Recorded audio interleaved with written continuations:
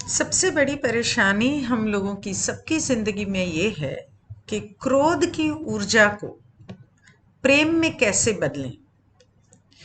आप में है, आप गुस्से में हैं, अचानक क्रोध हावी हो गया है, मुझ में है, सभी में गुस्सा कहीं ना कहीं तो होता है। अचानक क्रोध हावी हो गया, किसी को नुकसान पहुंचाना चाहते हो, कष्ट देना चाहते हो, मारना चाहते हो, कोई चीज़ नष्ट करना चाहते हो या कोई हिंसा ही करना चाहते हो। आप गुस्से में तो हैं, तो ये सब ख्याल आ सकते हैं। ऐसे में बस एक क्षण के लिए खुद को रोक लेना है। एक छोटा सा प्रयोग कर लीजिए। तत्काल किसी प्यारी घटना को, मित्र को, पत्नी को, प्रेमी, पति, बच्चे को या कोई जानवर को ही क्यों ना हो जिसे आपने प्रेम किया है, उसे बस एक क्षण के लिए याद कीजिए। अब उस क्षण में उसी प्रेम के साथ बह जाइए। शुरू में आपको लग सकता है ये तो अभिनय जैसा कुछ है, लेकिन आपका मन ये नहीं समझता, वो रियलिटी और कल्पना में अंतर नहीं कर सकता। सच और झूठ में अंतर नहीं कर सकता। यही वजह है आप उसी क्षण गहरे प्रेम में उतर सकते हैं। आपके ऐसा करते ही आपके अंदर एक ऊर्जा जाग जाएगी।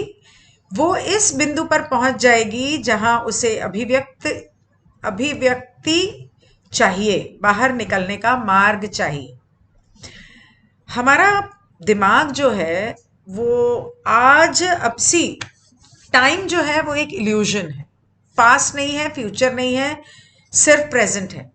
आज, अभी और इस क्षण को ही जिंदगी कहते हैं। उसके पहले जो हुआ वो जिंदगी नहीं था, जो आगे होने वाला है वो जिंदगी नहीं है। जिंदगी इस पल को कहते हैं। और सभी पल, आपके अतीत के भी और आने वाले भी, इसी पल में जीवित हैं। इसीलिए पैरेलल यूनिवर्स कहा जाता है। पैरेलल के एक साथ बहुत सारी धरतियां हैं, बहुत सारी जिंदगियां हैं। हर इंसान की बहुत सारी जिंदगियां हैं। यहां तक कि तीसरी घनत्वता में आपकी कई जिंदगियां हैं, और तीसरी घनत्वता में आपके अतीत की जिंदगी है और फ्यूचर की जिंदगी है, और आपकी जिंदगी पहली और दूसरी घनत्वताओं में भी चल रही है साथ में। आपकी चौथी, पांचवी, छठी में भी चल रही है साथ में, और सातवीं में भी चल रही है। तो जिंदगी तो हर जगह चल रही है, ऐसे भी और ऐसे भी और ऐसे भी, हर दिशा में। तो जिंदगी जो होती है वो इस पल में होती है, और आपके दिमाग को ये फर्क पता नहीं चलता। एक एक्सपेरिमेंट करो। आज से 10 साल पहले किसी ने, 10, 15, 20 साल पहले किसी ने आपको दुख दिया था। उस दुख को आंखें बंद करके दोबारा जियो। आप रोने लग जाओगे या आपको गुस्सा आने लग जाएगा। तो आपका मन उस दुख को आज भी प्रोसेस करके उसी तरह से रिएक्ट कर रहा है, या शायद और भी बदतर। तो प्यार को भी तो ऐसे ही कर सकता है, अच्छी चीजों को भी कर सकता है। तो आपका जो सबसे सुंदर पल था जिंदगी का, जब भी आप दुखी हो या गुस्से में हो, सबसे सुंदर पल को जब आप इमेजिन करोगे आंखें बंद करके, कौन सा पल, क्या एग्जाम्पल दूं। बचपन में आपने कोई गलती की और मम्मी ने कहा अरे तू ऐसे कर रही है, वैसे कर रही है, ऐसे कर। आपने ऐसे करके पापा की ओर देखा और पापा ने आ जा, और आके ऐसे आपको गले लगा लिया और बहुत प्यार किया, और मम्मी से कहा कोई बात नहीं, बच्ची है। वो पल आपके दिमाग में रह गया। वो प्यार जो पापा ने आपको दिया, वो प्यार से आपका दिल छलक जाएगा। इतना छलक जाएगा कि सामने वाला जो भी भौंक रहा है, जो भी गुस्से में भौंक रहा है, जो भी कह रहा है, वो ना तो आपको सुनाई देगा, ना आपको समझ में आएगा, और आप उसके ऊपर हंसोगे जब बकरा छड्डो परे आगे चले। तो आप लड़ोगे नहीं, आपका सारा गुस्सा ठंडा हो जाएगा। तो दूसरा तरीका ये होता है कि 10 बार ऐसे सांस लो। बोल रहा है, बोलने दो, बकने दो, भौंकने दो, और भौंक।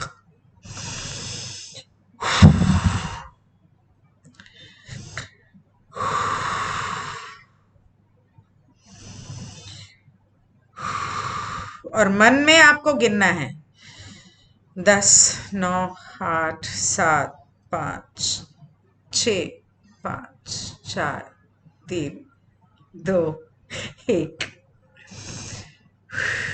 ठंडे हो गए पूरे। कहाँ वो चाव चाव चाव चाव चाव चाव चाव चाव कर रहा था और आपका मन कर रहा था कि उसका गला दबा दो। अब आप बोलोगे क्या है, क्या परेशानी है, ठंडा पानी पी, आगे चल, मुझे मेरा काम करने दे, मैं ब्लिस में हूं। बहुत सारे तरीके हैं अपने गुस्से को शांत करने के। प्रॉब्लम यह है कि उस वक्त, उस पल में याद नहीं आता। तो जब याद ना आए ना, कट लो वहां से, भाग जाओ, जाओ कहीं बंद कमरे में बैठ जाओ, और अंदर जो गुस्सा चल रहा है ना या पनप रहा है, तकिया लो, थाम थाम थाम उसको मारो और रो लो, अपना पूरा गुबार उसमें निकाल लो। या जॉगिंग पे चले जाओ, वॉक पे चले जाओ, फास्ट वॉक करना है, फास्ट जॉगिंग करनी है। पूरी जो ऊर्जा गुस्से की, दुख की भर गई है, उसको निकालना है अपने अंदर से। तो जॉगिंग पे जाओ या अपने कमरे में बंद हो जाओ, अगर जॉगिंग वॉगिंग पे नहीं जा सकते, रात का समय है या कुछ ऐसा है, तो पूरा निकल जाने के बाद फिर ठंडे होके बैठो।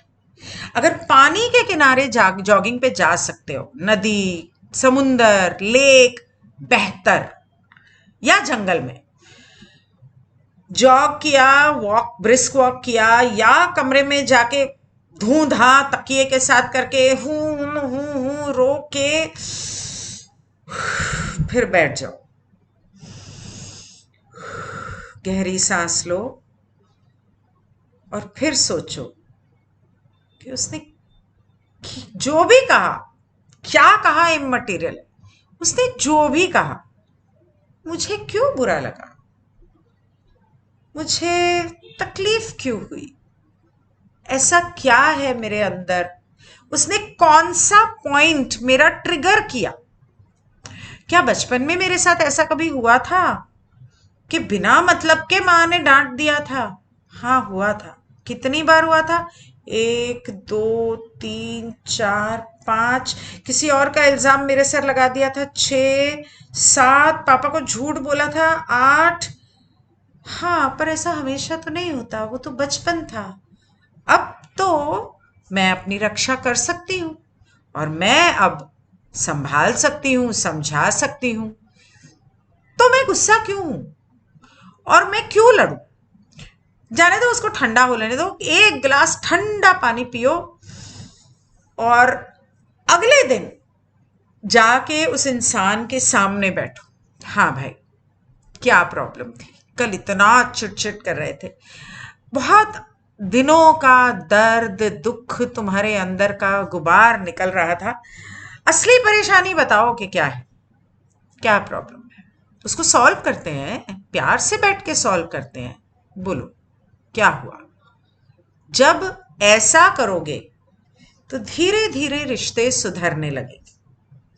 तो मैं अक्सर क्या करती हूं कि जब मुझे बहुत कोई चीज बुरी लगती है, कुछ रिश्ते ऐसे होते हैं कि आप वो रिश्ते खराब नहीं करना चाहते क्योंकि आप उन लोगों से बहुत प्यार करते हो, अलग हो जाती हूँ।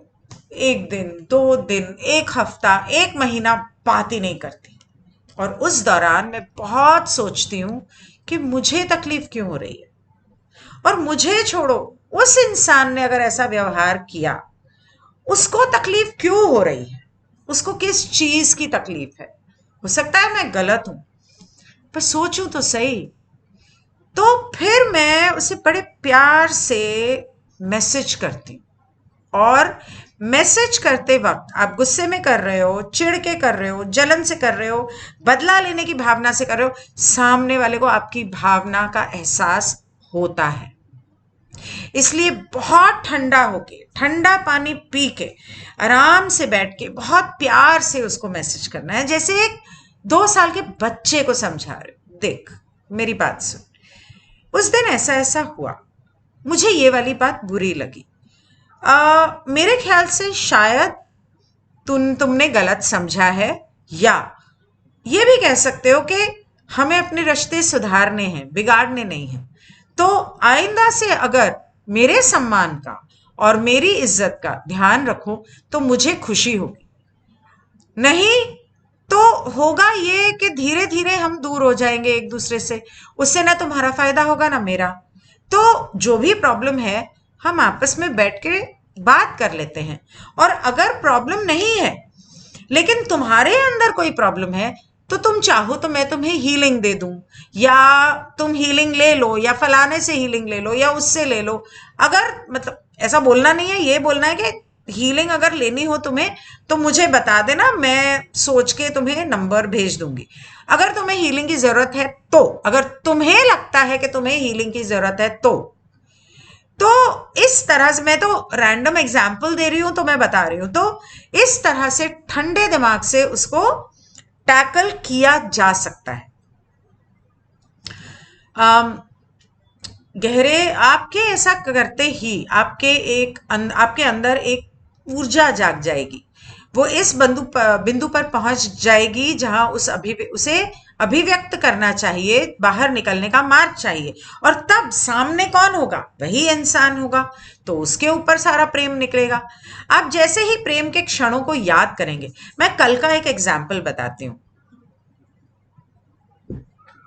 सोसाइटी के ग्रुप में ऐसे ही बातचीत चल रही थी, तो मैं थोड़ी मस्ती के मूड में थी कल। तो मैंने बोला कि मैंने कुछ कहा कि अरे वैलेंटाइंस डे है, यहाँ पे तो बिल्डिंग में सब बुढ़े, हम लोग 50-60 साल के, हम लोग थोड़ी ना वैलेंटाइंस डे मनाने जाएंगे, क्या आप भी फलाने फलाने को, सेक्रेटरी को बुला के चलो ना, सब बुढ़ों के लिए ऊपर सिंगिंग का कोई प्रोग्राम रखो, और ऐसा कुछ गेट टुगेदर रखते हैं ताकि हम मिलें, आपस में बातचीत हो। एक्चुअली मेरे ध्यान में ये आ रहा था कि हमारी बिल्डिंग में ना ओल्ड कपल बहुत हैं, 60, 70, 80 के, और कपल्स हैं, उसके अंदर 2-3 सिंगल भी होंगे, मेरे हिसाब से सारे कपल्स हैं।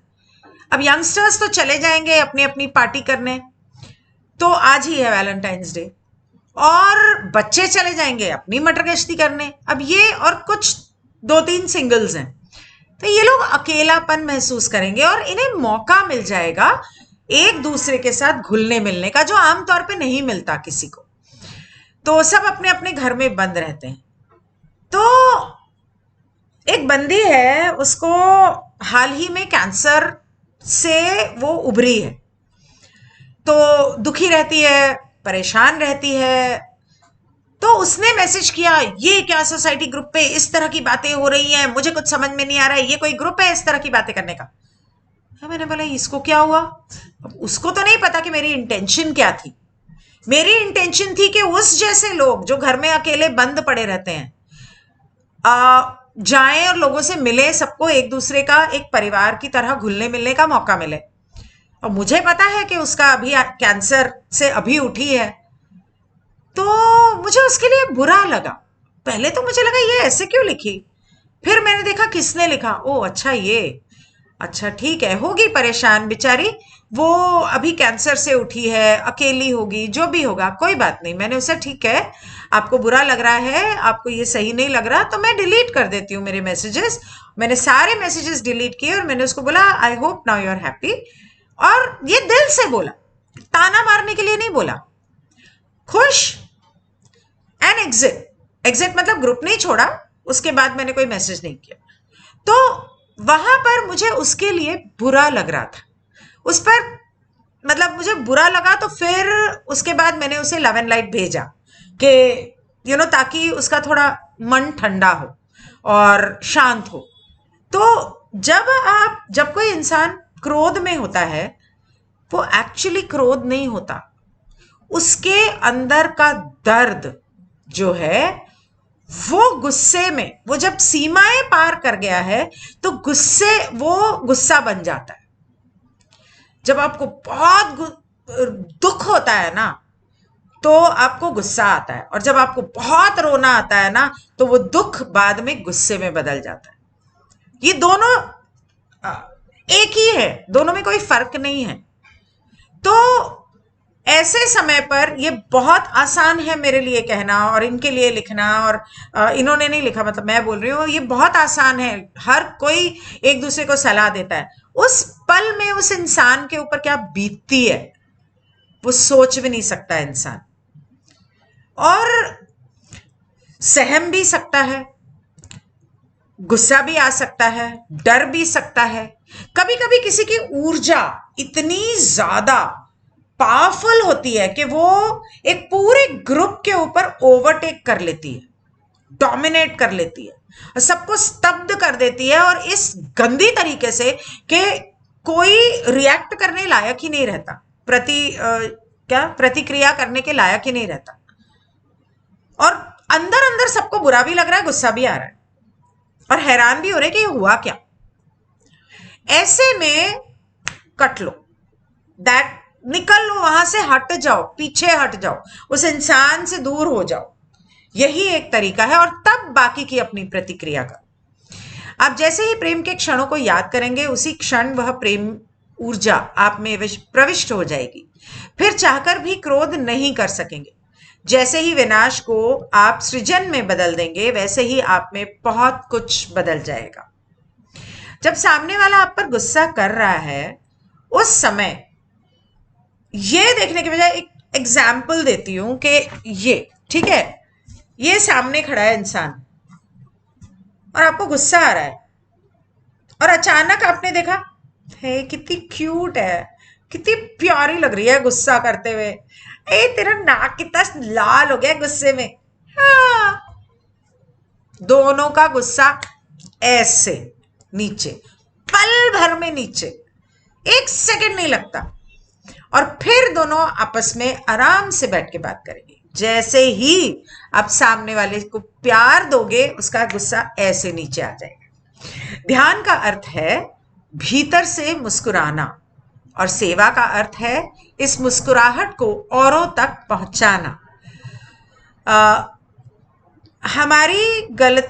कोई अगर हमारी गलतियां निकालता है तो हमें खुश होना चाहिए, क्योंकि कोई तो है जो हमें पूर्ण दोष रहित बनाने के लिए अपना दिमाग और समय दे रहा है।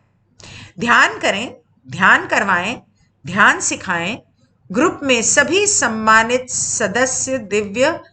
सदस्यों को दिव्य प्रभात। अच्छा, तो ये एक्चुअली ग्रुप में लिखा था तो साथ में ये ट्रांसलेट हो गया।